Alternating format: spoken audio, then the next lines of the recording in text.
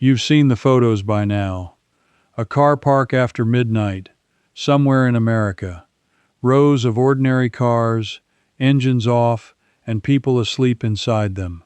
Working people, people with jobs, people who did everything they were told to do. And a quiet voice in the back of your head says the same thing mine did. That could be here. That could be us. So let me tell you what I've come to believe, after getting it wrong for most of my life. The cost of living crisis is not really about prices going up. It's about how completely we've been trained to depend on systems that bill us every single month for things our grandparents got for almost nothing. That dependence is the trap. And the way out of it was never lost. It was just quietly buried under a shinier, more expensive version. This isn't vague old wisdom.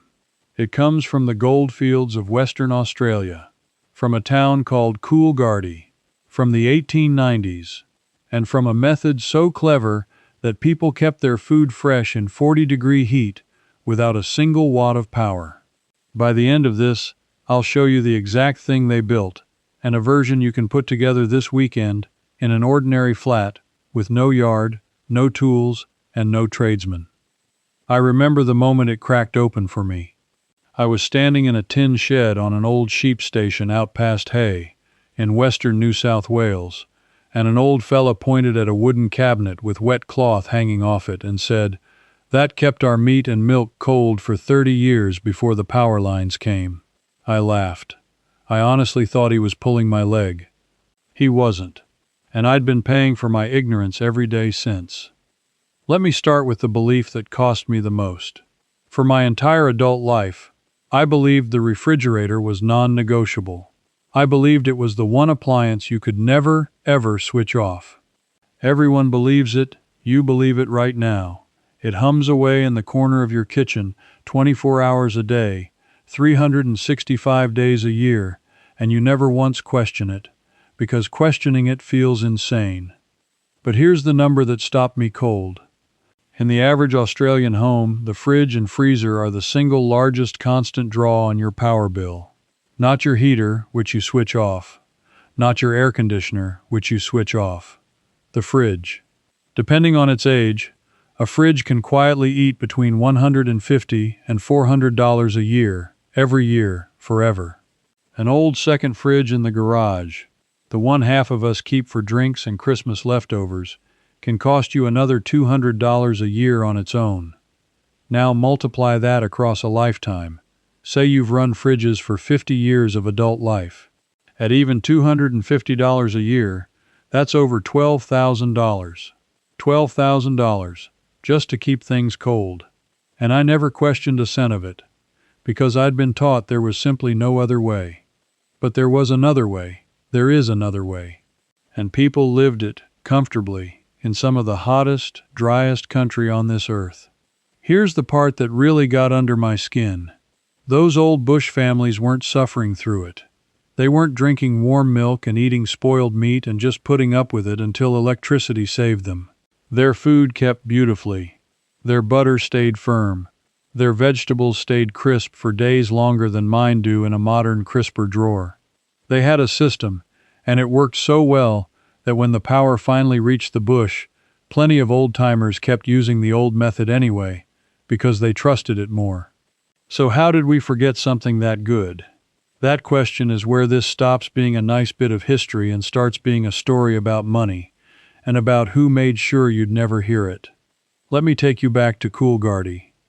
In the early 1890s, gold was found in the Western Australian desert, and thousands of men rushed out into some of the most brutal country in the world. Blistering heat, no rivers, no power, obviously, and a very simple, very deadly problem. Food rots fast when it's hot, and out there it was always hot. Meat would turn in a day. Men were getting sick. Getting food to keep it all was a matter of survival. Now the man history remembers, here is a contractor named Arthur Patrick McCormick. And McCormick noticed something that most people walk straight past. He noticed that a wet bag left out in the dry desert wind felt cold to the touch. Cold, in the middle of a desert. What he'd noticed was evaporation. When water evaporates, it pulls heat out of whatever it's leaving. It's the exact same reason you feel cold stepping out of the shower, or why a breeze on sweaty skin gives you a chill. That's not magic, that's physics. And in dry, moving air, that cooling effect is powerful, far more powerful than you'd ever guess. So McCormick built a simple cabinet, a frame, shelves, and sides covered in wet hessian, that rough burlap sacking. He stood the legs in trays of water, ran strips of cloth up the sides so the water wicked up, and kept the whole thing damp, and put it where the breeze could reach it. As the desert air blew through the wet cloth, the water evaporated and dragged the heat away, and the inside of that cabinet dropped well below the outside temperature. Butter stayed hard, milk stayed sweet, meat kept for days. They called it the Coolgardie safe, and it didn't stay in Coolgardie. Within a decade, that cabinet had spread right across the country. By the early 1900s, you'd find a Coolgardie safe on the back veranda of homes in every state, in the city as much as the bush. It was, for a good 40 or 50 years, the most normal thing in an Australian kitchen. My own grandmother had one. Yours very likely did too. And here's the science that makes it more than just a clever trick. Evaporative cooling in dry conditions can drop the temperature inside a well-made safe by 10, even 15 degrees below the air around it. Think about what that means. On a 35-degree summer day, the inside of that safe could sit around 20 degrees or lower. Not as cold as a fridge, no. But cold enough to keep butter, milk, eggs, cheese, and vegetables perfectly good for days, using nothing but water, cloth, and moving air. No power, no motor, no monthly bill, not 1 cent. So let me ask you the question that kept me up at night once I learned this. If this thing was in nearly every Australian home for half a century, and it worked, and it cost nothing to run, why did it vanish so completely that most people under 60 have never even heard the words Coolgardie safe? That's where the story turns, and I'll be honest with you, it made me angry. The electric refrigerator didn't win because it was the only way to keep food cold. We just covered that. It wasn't. It won because there was enormous money to be made in getting one into every single home, and even more money to be made in the power it burned every hour for the rest of its life. Through the 1920s, 30s, and 40s, as the electricity grid spread across Australia, there was a furious push to get people wired up and buying appliances. The fridge was the crown jewel of that push. Think about it from their side. A Coolgardie safe was something you built yourself, once, for the price of some timber and a few yards of hessian. It made nobody any money after that first day. But an electric fridge that you bought from a company, and then you paid a power company to feed it, month after month, year after year, for the rest of your life. One of those is a product. The other is a stream of income that never, ever stops. And I don't think it takes a genius to work out which one got the advertising, the shop displays, and the modern, sophisticated image, and which one got quietly rebranded as something poor, backward, and best forgotten. That's the part that stings. It wasn't that the old way failed. It's that the old way was made to feel embarrassing. The Coolgardie safe got painted as a relic, a thing your battler grandparents used because they didn't know any better. And a whole generation, my generation, was quietly taught to look down on the very knowledge that could have kept our bills low and our independence intact. We didn't lose this because it stopped working. We lost it because somebody profited from us forgetting it, and the meter's been running ever since. Now, I can hear what some of you are thinking, because I thought it too. This is all very nice for people out on a station with a breezy veranda and space to spare. But what about you, in a unit, in a townhouse, in an ordinary suburban home with the windows shut and the neighbors 10 feet away? What good is a desert food safe to you? Stay with me here, because this next part is for you specifically. This is the part I most want you to hear, because it's the part that proves this isn't just a history lesson. You do not need land. You do not need a workshop. You do not need a single tool you don't already own. and you can test the whole principle for yourself, in your kitchen, before the weekend's out. Start with the simplest version there is, and you can do this today. Take a terracotta pot, an ordinary unglazed clay plant pot, the cheap orange kind from any hardware shop or garden center. Unglazed is the key word, because the clay has to be able to breathe and let water seep through it. Plug the drainage hole in the bottom with a bit of cork or a dab of putty. Now take a second, smaller terracotta pot and sit it inside the first one, so there's a gap of an inch or two all the way around between them. Fill that gap between the two pots with sand, ordinary sand. Then pour water into the sand until it's soaked right through. Not sitting in a puddle, but properly wet, like a wrung-out sponge. Put your vegetables, your greens, your fruit inside the smaller inner pot. Lay a wet cloth or towel over the top, and then set the whole thing somewhere with a bit of air movement, near an open window, on a shelf, out of direct sun. That's it. That's the whole thing. The water in the sand slowly seeps through the porous clay and evaporates off the outer surface, and just like McCormick's safe in the desert, that evaporation pulls the heat out and keeps the inside cool. You top up the water once a day. That's your only job. People who use these, and there's a version of this pot-in-pot cooler that's kept food fresh for centuries in hot, dry parts of the world, report their leafy greens staying crisp for a week or more, where the same greens go limp in 3 days in a plastic bag. Spinach that lasts 12 days instead of 4. Tomatoes and capsicums holding firm far longer than they've got any right to. And it costs you nothing to run. Not 1 cent of power. Ever. Picture your own windowsill next week. Those limp greens gone crisp again.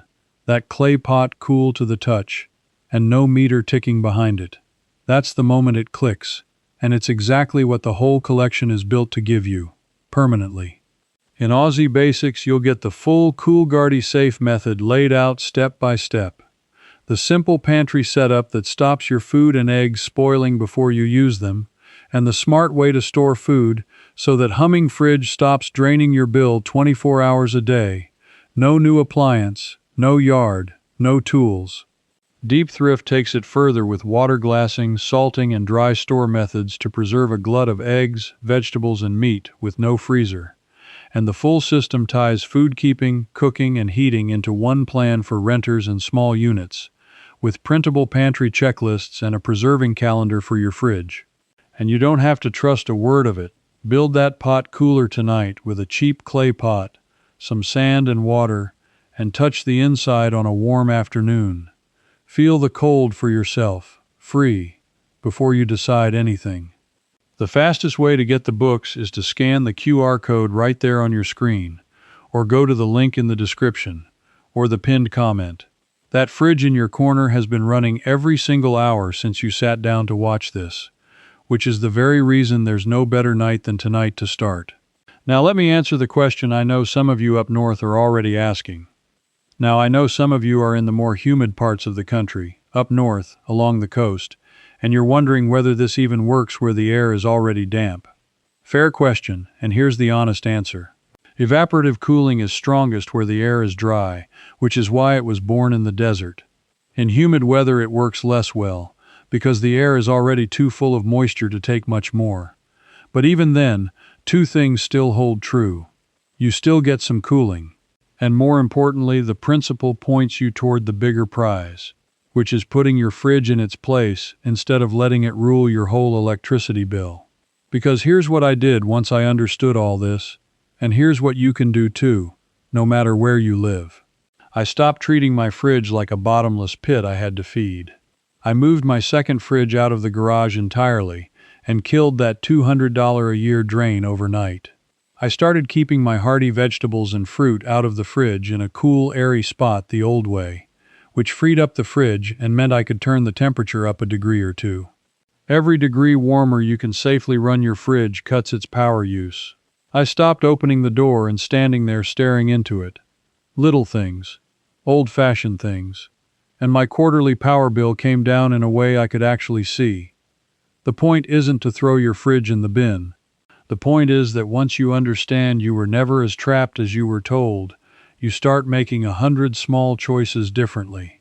And every one of those choices is money that stays in your pocket instead of flowing out to a company that was counting on you never knowing better.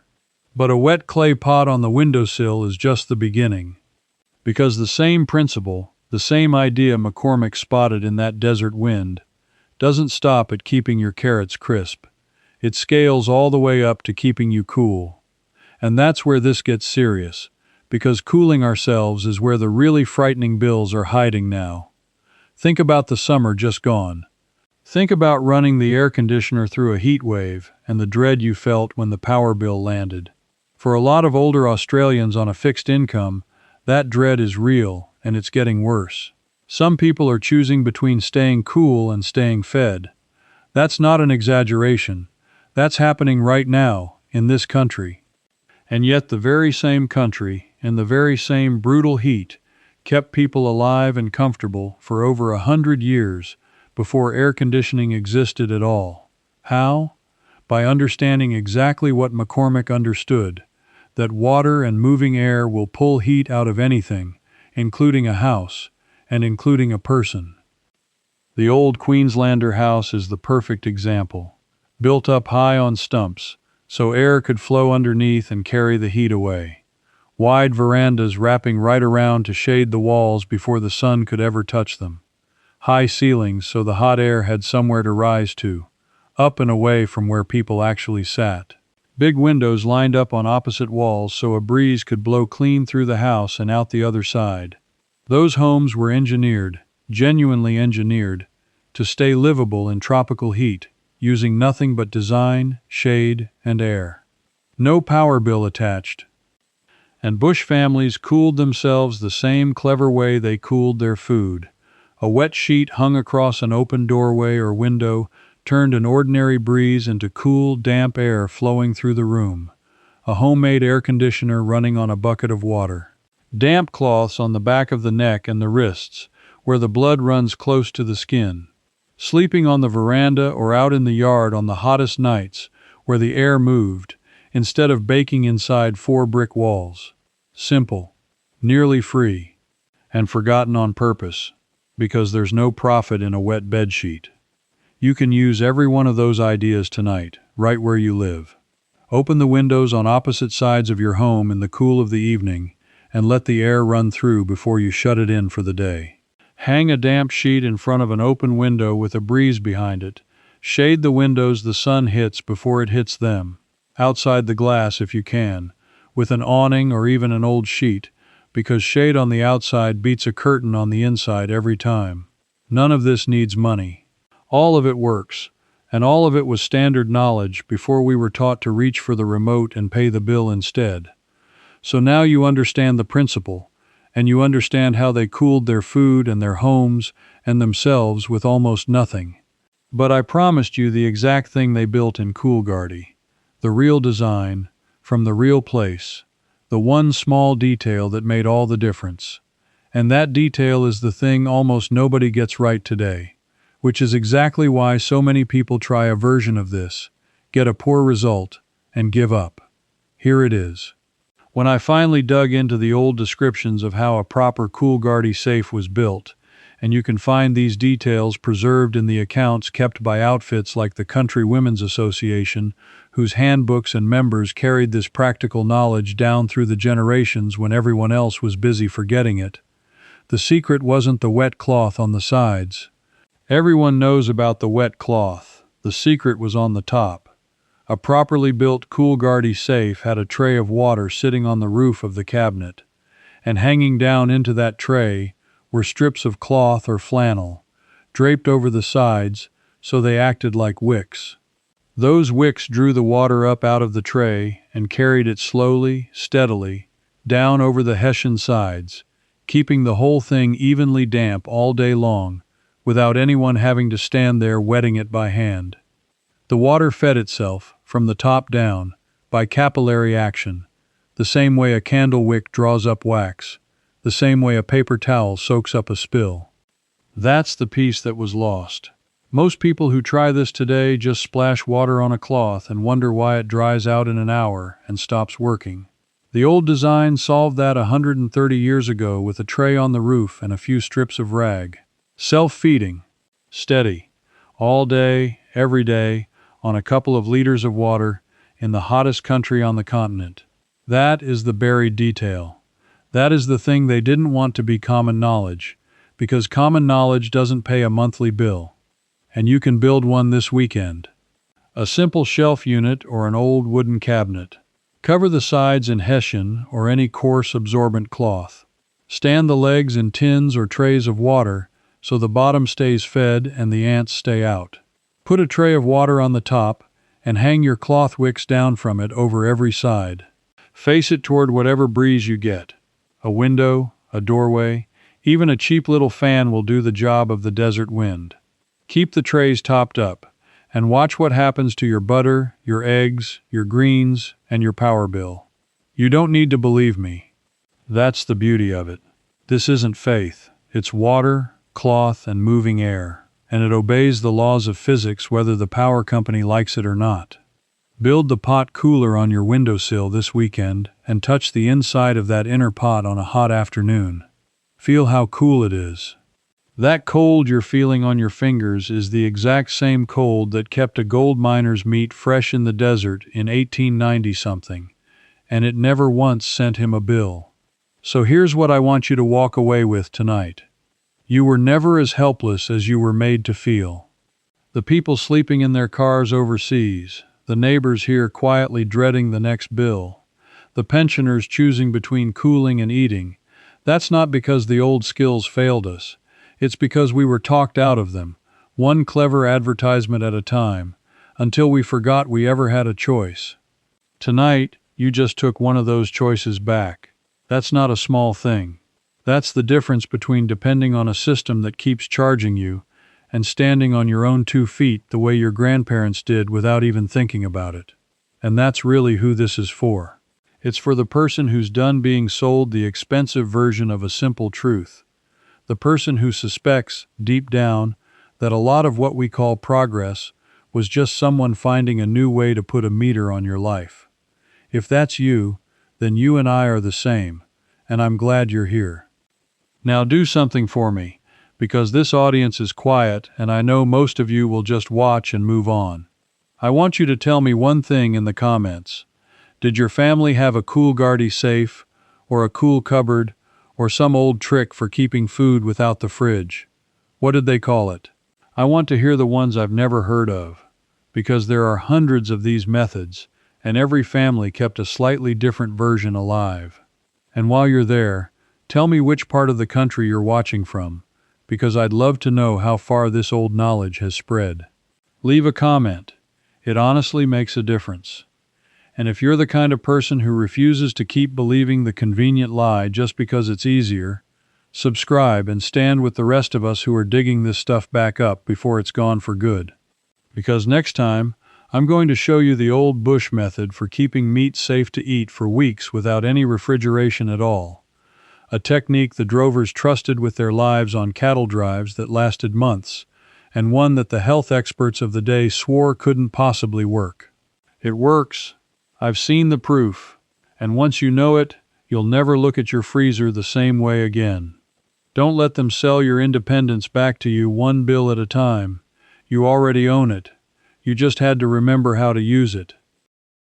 Before you go, this video showed you why the old way still works.